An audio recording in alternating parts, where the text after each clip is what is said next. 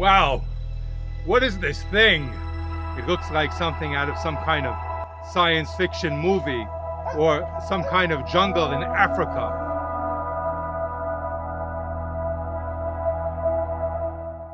We are actually at Kfar Yehoshua, which is at the western tip of the Jizrael Valley, the Emek Israel, about 25 minutes east of Haifa. It's more or less in between Kiryat Tivon and Yokneam.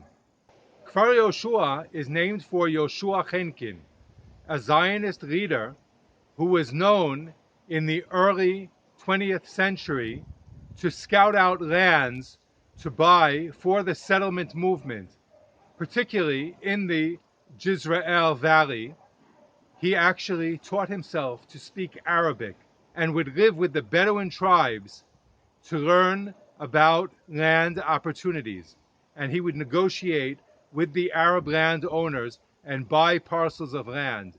Many of the kibbutzim in this region were established on land that was purchased by Yehoshua Henkin.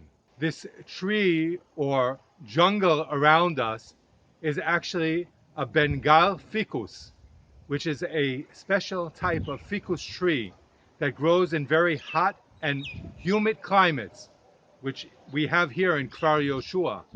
And you can see that the air roots intertwine with the branches of the tree, and it builds this type of cave that we can walk through.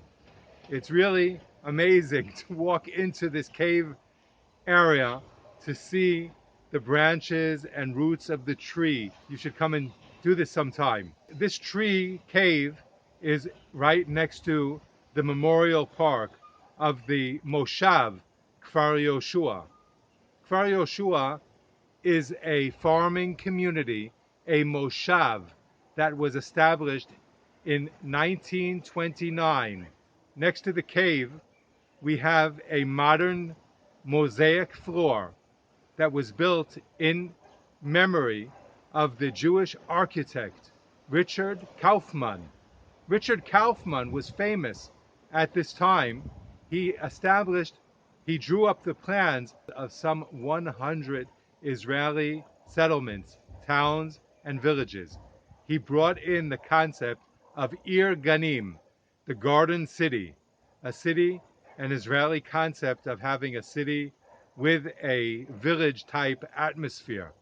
And he planned many of the Moshavim and the kibbutzim. First communal dining hall and the first community hall and many of the cornerstones of the kibbutz movement. On this mosaic floor, we can see a drawing of Richard Kaufman's face, and we can see the names of all of the cities in Israel that he was influential in planning. Among them are the famous Nahalal and many other places in Israel. In addition to the cave and the mosaic floor in memory of Richard Kaufman, there is a memorial in memory of 9 sons of this Moshav who fell in Israel's War of Independence.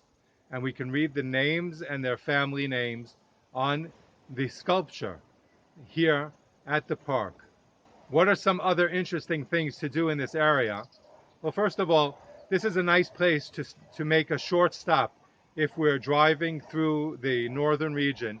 There are other things that we can see here as well. If you're interested in agriculture or in the history of agriculture, there are some open displays showing antique type of agricultural equipment, and you can find some of the farms that might be open for visitors and might sell some produce. There is a grocery store. You can buy some drinks and snacks. Nearby, there is the old Ottoman train station, which has become a museum. I did a video about the train station at Kfar Yehoshua.